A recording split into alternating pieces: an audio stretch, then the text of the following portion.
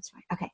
All right, so we're going to continue our study of the one thing, and we're in part 2, The Truth, the Simple Path to Productivity, and tonight we're going to cover chapters 11 and 12, but let's go back and just take a look at this, because this is really the most important part of all of this. So chapter 10 introduced us to the focusing question. And the focusing question, of course, is that all-powerful question: what's the one thing I can do such that by doing it, everything else will be easier or unnecessary? Okay. And then when we went through the big ideas, the great questions are the path to great answers. And it will help you to find that first domino for your job, your business, or any other area in which you want to achieve extraordinary results. The focusing question is a double duty question: the big picture and small focus. And one is about finding the right direction, and the other is about finding the right action. So the big picture question, what's my one thing? It is your strategic compass. I have a compass here, because remember I told you about how I was taught by Mark Januszewski to use a compass rather than a clock. And so you want to think about pointing in the right direction. And so I have this as like a little reminder all the time to remember to follow that compass, get in the right direction. Hello, Colleen. So, okay. When you're considering what you want to master, it keeps your relationships with friends, family, and colleagues in perspective and your daily actions on track. Excuse me. The small focus question, what's my one thing right now that you need to do? When you first wake up and throughout the day, it's going to keep you focused on your most important work and help you find the levered action or first domino in any activity. It's keeping you attentive to your most important immediate needs as well as those of the most important people in your life. And it's going to help you to plot your course through life and business. So asking the focusing question is the ultimate success habit for your life.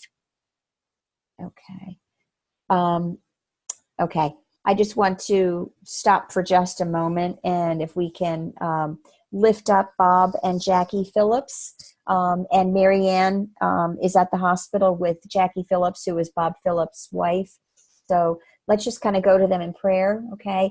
Father God, we are so thankful that you are the master healer, Lord, and we just pray that your will is being accomplished through Bob's life, through his experiences. And we just pray, Lord, that you would guide the healthcare providers' minds, hands, and hearts so that you will be glorified in this process, Lord. Please provide comfort to Bob, to Jackie, and to all of their friends and family as they go through this ordeal following his stroke. And we ask all this in Jesus' precious and holy name. Amen. Okay. All right, guys. So I just wanted to lift that up. Okay. So now we'll go into chapter 11, the success habit. And success is simple. Do what's right the right way at the right time. Arnold Glasow said that. So habits can be hard to break and hard to create. When we start and continue a way of thinking or a way of acting over a long enough period, we've created a new habit. The focusing question is the most powerful success habit we can have. And it should be a way of life because you can use it to find your most leveraged priority, make the most of your time, and get the biggest bang for your buck. Whenever the outcome absolutely matters, ask it.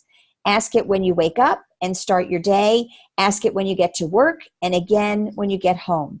What's the one thing I can do such that by doing it, everything else will be easier or unnecessary?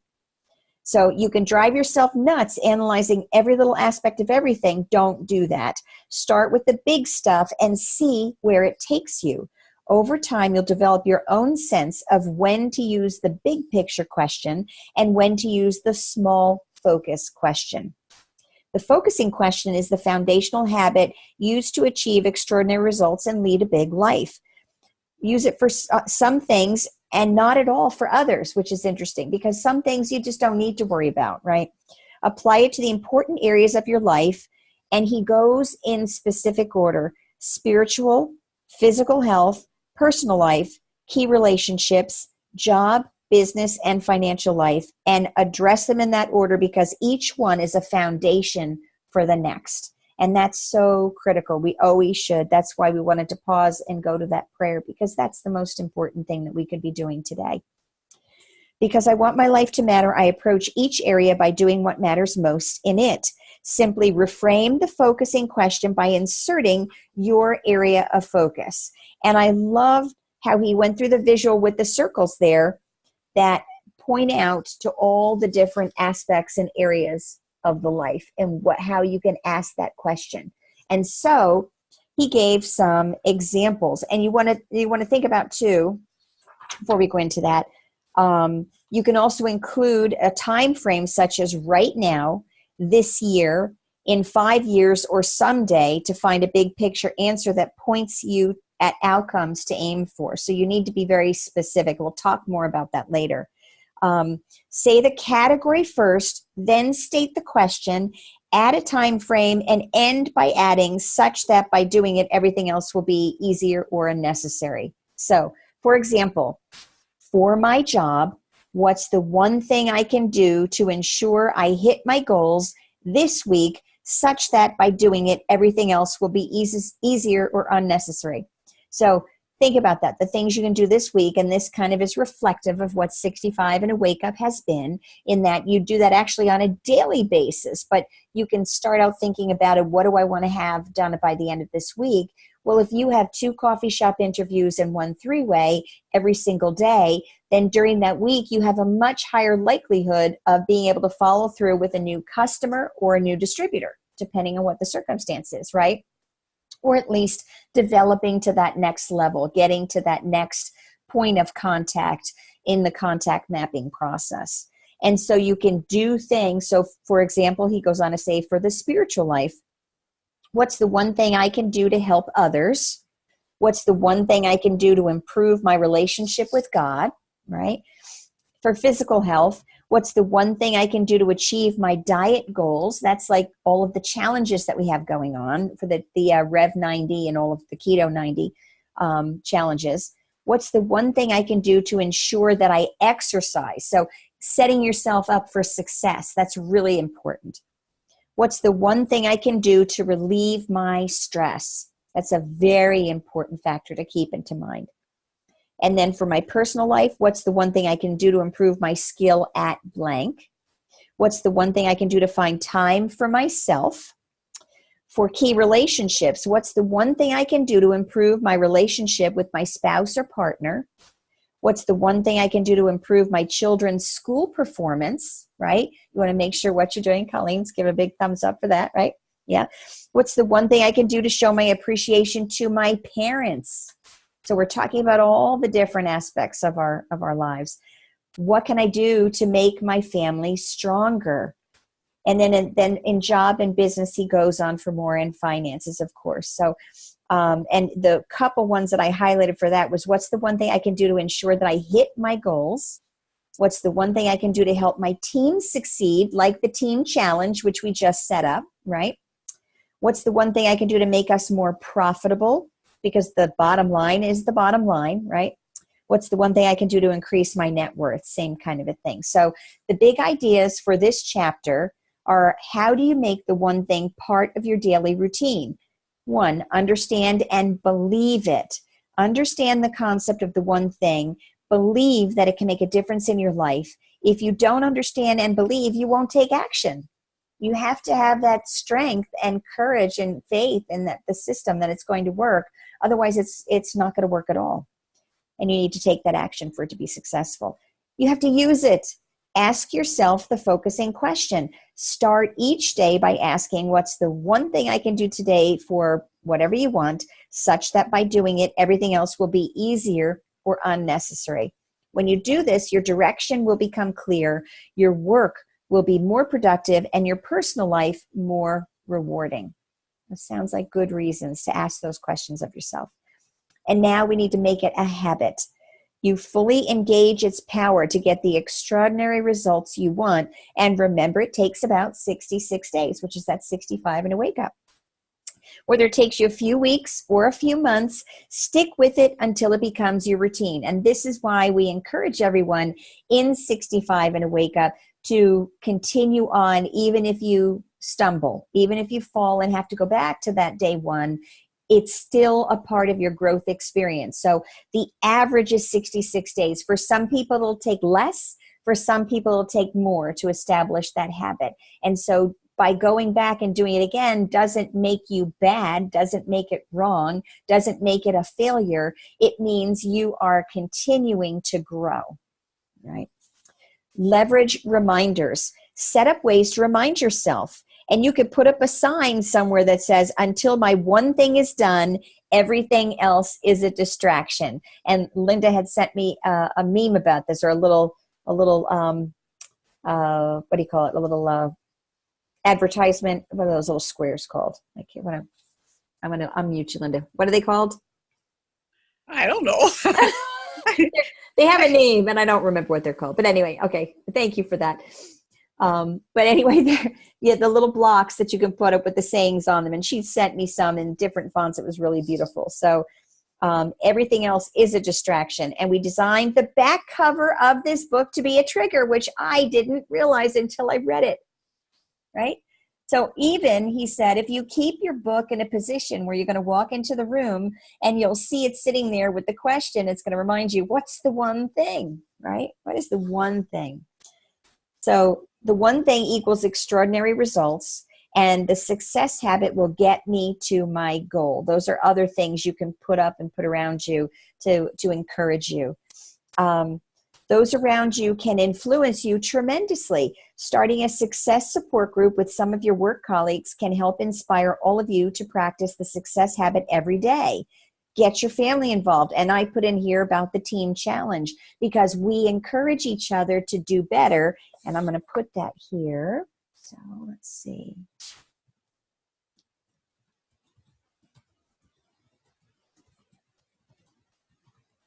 If you go to ygyteamchallenge.com, the registration is from 3/1 to 3/6, and the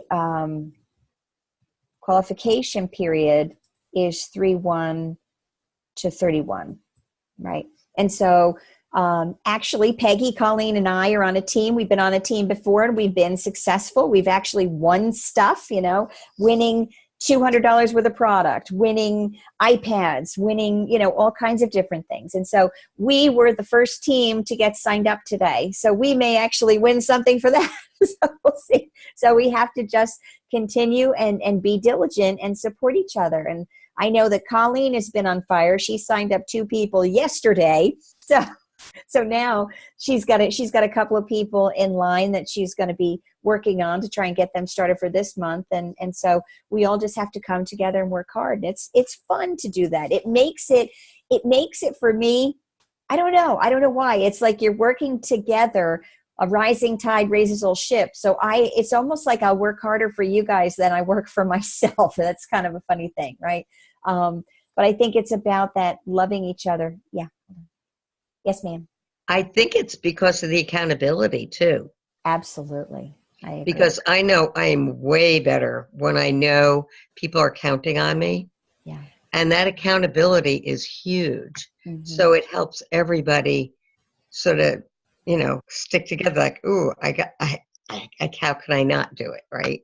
Absolutely. You'll fall over yourself to make sure it happens in order to support the team. I have one down today. Oh, see? Yeah, see? Awesome. And Colleen, you too, same thing? Yes. It inspires you?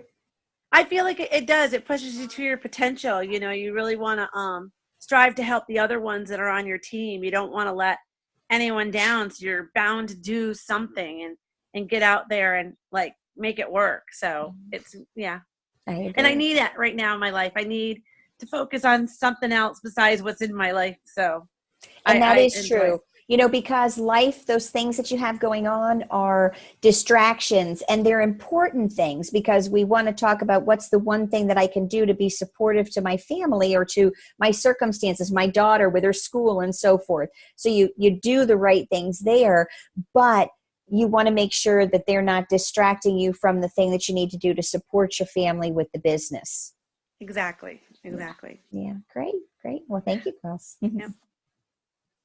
Okay, so let's see. Again, we're inspiring you to do that habit every day, and show them how your family, how the success habit can make a difference in their schoolwork, their personal achievements, or any other part of their lives.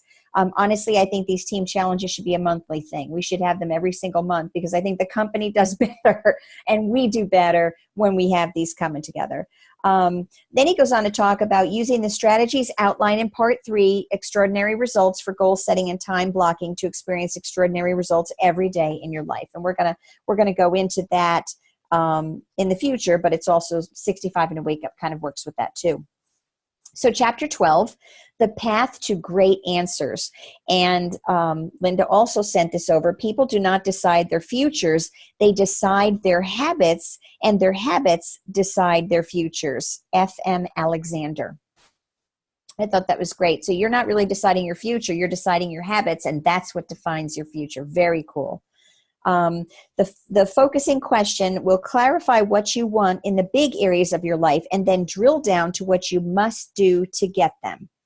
And then you have this 1-2 punch for extraordinary results of asking a great question and finding a great answer. And remember, we talked about last week that asking a great question is 50% of all knowledge, right? You need to be able to have a good question in order to have a good answer, that they're not separate from each other. They are definitely inclusive. So ask a great question. Great questions, like great goals, are big and specific. And we're getting into some really detailed stuff here to make sure that what you're doing is in line with what your expectations are. So they will push you, stretch you, and aim you at big, specific answers. And then he goes and shows you this little quadrant thing here, right? That talks about the different types of questions that you can ask, right? Whether they're broad, small, specific, or big, and how they interact with each other. So, what can I do to double sales in 6 months as a placeholder for big and specific? Because that's what they had put into here, because that was a very big and specific question to ask, right? And now we're going to break it down, because in quadrant 4, it's small and specific, and you're asking, what can I do to increase sales by 5% this year? This aims you in a specific direction, but there's nothing truly challenging about this question. It's, 5% can just happen naturally. So that's not even a big goal. And for this, 5% in an entire year is not something very exciting. So you want to make sure that what you're doing is going to be big and specific, right? Low goals don't require extraordinary actions, so they rarely lead to extraordinary results. In quadrant 3, it's small and broad. What can I do to increase sales, right? This is not an achievement question at all. It's more of a brainstorming question. It's kind of like a big picture item that just kind of is broad stroke to take a peek at it. It requires more to narrow your options and go small. How much will they increase, and by what date? This is a very average question. Most people ask, and then they wonder why their answers don't deliver extraordinary results. Remember, you want to reach for the star and you might catch a cloud. Same thing. If you ask big questions, you have a better chance of achieving certain goals, right? So you can't ask little bitty questions and think that you're going to have big things happen. So if you're only willing to do a little bit of work, how can you even possibly expect to become an ambassador in the company, right? You have to think about all those things, right? Okay. So quadrant 2 is big and broad. What can I do to double sales? It's a big question, but nothing very specific. Lack of specifics leaves more questions than answers. There are too many options, and without specifics, you won't know where to start. And then quadrant 1, big and specific. What can I do to double sales in 6 months? So now you have all the elements of a great question. It's a big goal, and it's very specific.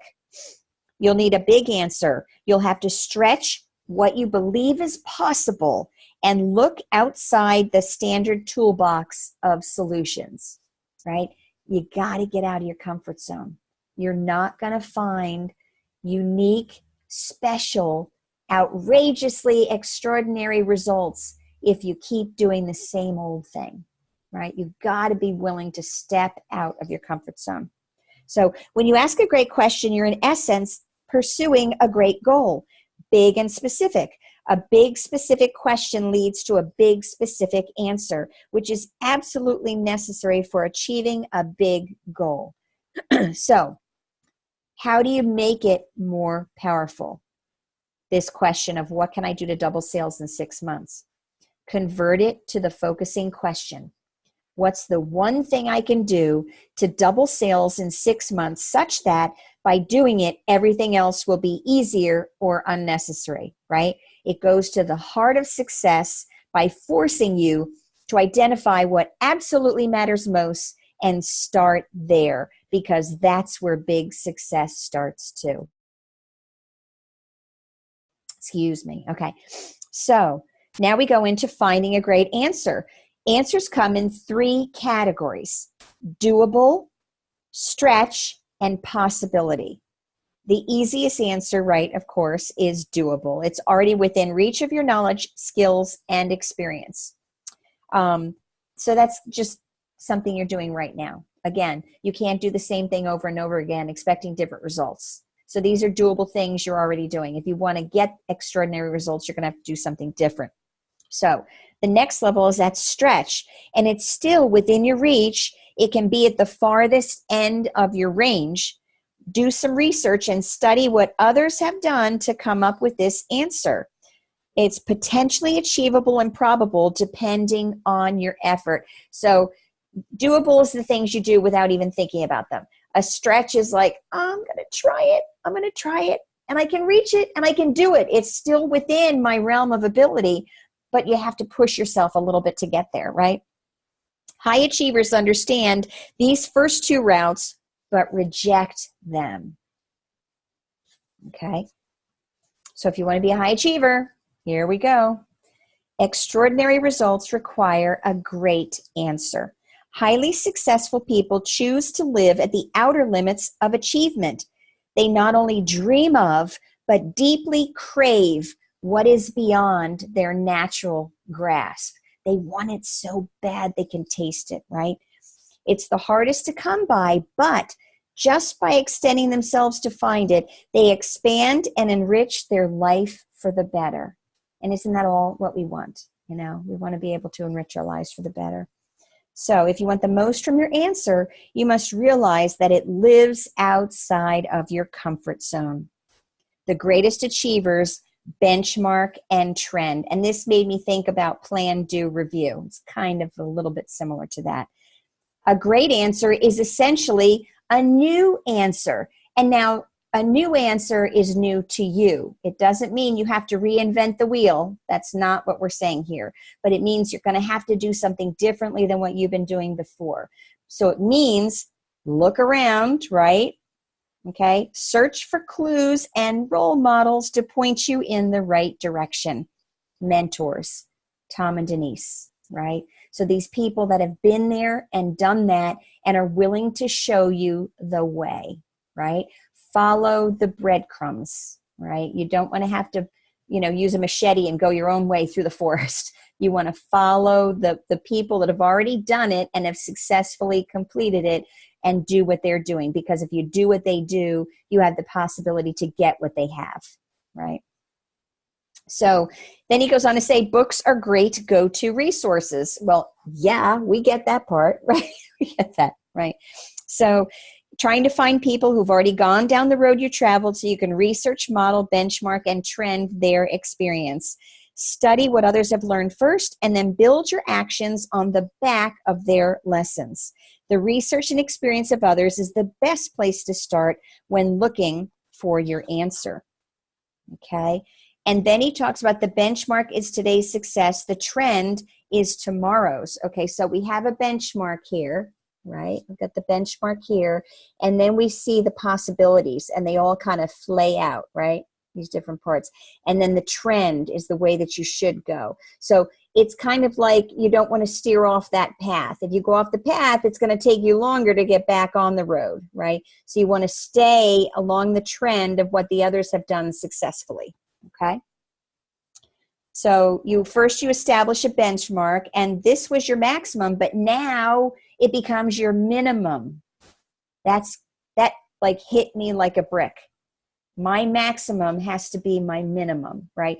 This is how, though, I must say that you can continually maintain your rank, right? If that benchmark is always your maximum, you're not going to hit that every time.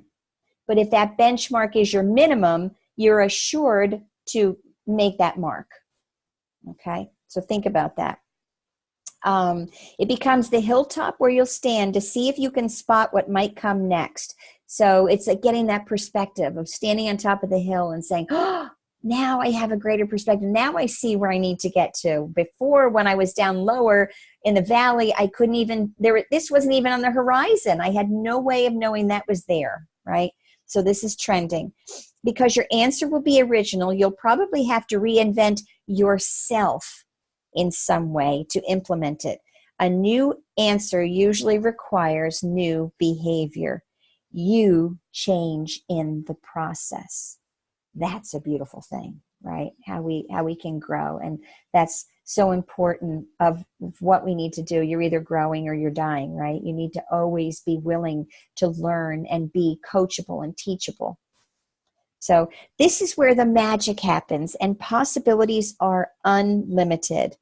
When we maximize our reach, we maximize our life. And the big ideas for this chapter are think big and specific. From I'd like to do that to how do I achieve that? So I think I'd like to be a 4-star. I think I'd like to be, a 2-star. But there's a difference to say, how do I achieve it? And actually creating a map, right? So we have our compass, because we want to be in the right direction. But we also need a map to know where we're going. And that's why following the people who have done it helps us to be more successful. So the best question, and by default, the best goal is big and specific. Big because you're after extraordinary results. Specific to give you something to aim at and to leave no wiggle room about whether you hit the mark. Because if you're very specific, okay, think about this. And this, I'll tell you a story. When I was traveling on the PGA Tour with some professional golfers privately with my neuromuscular therapy practice, one of the golfers who won the TPC, which is the Players' Championship here in Ponte Vedra, he said that when I would work with him, that it would narrow his field from this width to this width, okay? So that meant where he wanted the ball to go, he had a greater likelihood of getting it in a closer area rather than a wider one.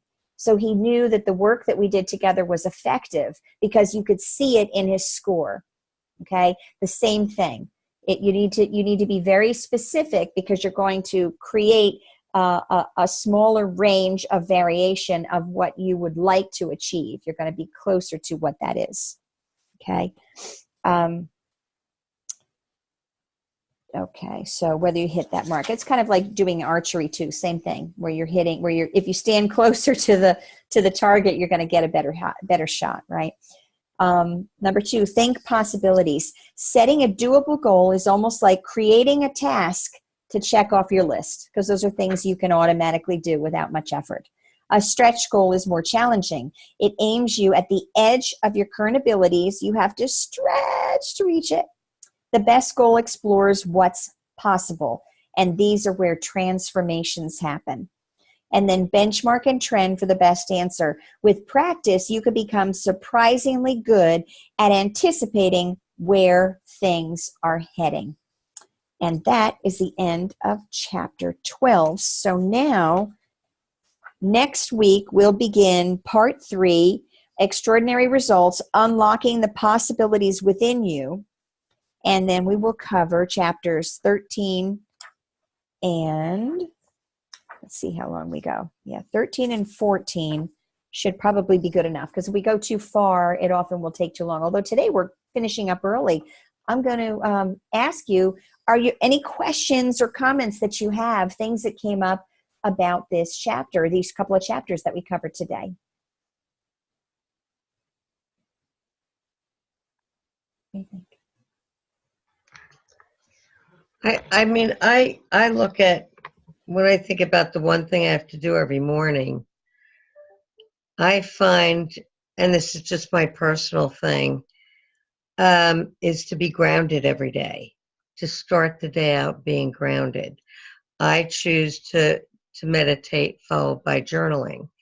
That gives me what I need to follow me through for the rest of the day, because my brain, like many, when I have too much on my plate and I'm in 10 different directions, it tends to fire like popcorn. It's all over the place. So that has been the one thing that I feel that has worked for me. Whether that's this chapter or the entire book, that's important. Thank you very much. That was beautiful. I love that. I would like to add something too, because, Yes. I have decided, I like to, when I color, I also have like a notebook beside me now. So while I'm coloring, things come to mind. I start to jot them down, because I'm with my gel pens and I'm getting creative. But then okay, I remember to do this. And it does help me focus more on that line that I need to get done. I love that. Thank you. Yeah. Mm-hmm. What that does is it uses your mind in a different way, so that you have the ability to come up with things that are in your subconscious that you may not be completely aware of because of those distractions that are around. So because you're focusing on coloring, and it's interesting because when we go through our ladies' Bible study, we take little breaks as we go through our program, and we'll go to a coffee shop and have coloring pages and crayons and pens and pencils and so forth. Excuse me. And we'll sit and color together, and they're all little scriptural things with pictures and verses and stuff. And during that time, though, we come together and we have multiple ones, so we can all pick which one is going to apply to us for that particular time. And we sit and talk together over things that are happening. And I think I love that. I love that, Colleen. And so that's really, really beautiful. The only thing that happens with me is that I have such chicken scratch handwriting. I used to really be a great artist. And I think as I've gotten older and my hands are tough because of all the body work I've done and so forth, I think coloring is better than writing for me. I can color because it's a little bit, but for long periods of time, it's uncomfortable for me. But I do love the idea, and I know that it's very, very beneficial and helpful. So that's terrific. And journaling is another one. Both of you made that reference. Oh, Melissa, we missed you. We're just about finishing up. We're kind of going over the chapters that we finished. But we're talking about the things that we do, the things that were important as a part of this part 2 that we just completed, which is the truth, the simple path to productivity, and that ever critical focusing question.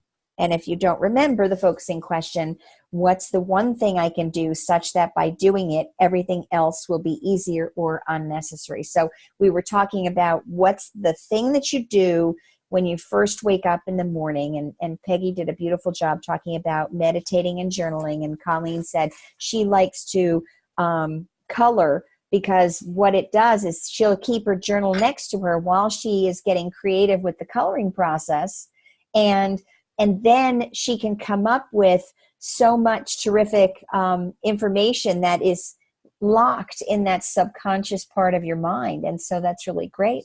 So Linda, Melissa, do you have anything else you'd like to add? Well, I kind of do what Peggy does, but it depends on what time I get up. If I get up at 5, I can get 2 solid hours in of housework and and, just getting ready, taking care of the cats, taking my vitamins and all that stuff before the hair on fire call. And if I get up at 6, there's less time to do that. But it's after the hair on fire call that I do my journaling. And I like, as we were talking about this, and as Peggy was talking, I thought, what about having a little card with the question that's right next to your journal, or the bookmark of your journal, to remind you to ask yourself before you start journaling, and I'm going to do this, what is the one thing I can do today to, and I also like that right at the very end where he said, change your thought from I'd like to do that to how can I achieve that? Because there are a lot of things I'd like to do, but when you change it to how can I achieve that, just putting the question out there, even if you don't answer it, your mind is trying to figure out how to answer it. And then it becomes something that your mind wants to solve. And you may be a day later or doing something totally different later in the day, and you'll go, oh, I know how to do that. It happens to me all the time. Oh, I know how to do that. And that was easy. Why didn't I think of that before? And so your mind is busy working on it even when you don't think you're working on it. I love that. Thank you very much. And I think, Melissa, you had something that you might want to add. Did you? Oh, you can unmute yourself. No, I think she pretty well I think she did a good job summing that up. Terrific. Very good. All right, girls. Well, if there's nothing else that we need to have, there's a lot that's going on. I hope you guys were able to participate in the monthly kickoff call. That was at 7 o'clock. And then, of course, we have our thing at 8 o'clock, and we've got the team challenge that started. And we've got so much going on with all of the challenges and so forth. I mean, really, it's terrific. We need to be able to have these benchmarks so that we can find those levels of success.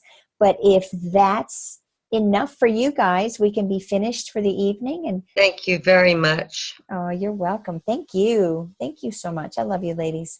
And again, we will come back next week and we'll cover part 3, Extraordinary Results, Unlocking the Possibilities Within You, and cover those chapters 13 and 14. Okay? So that should be good. All right. Oh, hello, Miss Sammy. Love you. All right, guys. I'm going to unmute you all. You guys have a blessed and wonderful evening and week, and I look forward to talking with you soon. Just take care. Love you. Thank you. Sorry I was late. Love you. No worries. We missed you and glad you could make it. Thanks again. I had dinner with my family tonight. Oh, well, that's lovely. I'm glad. Yeah.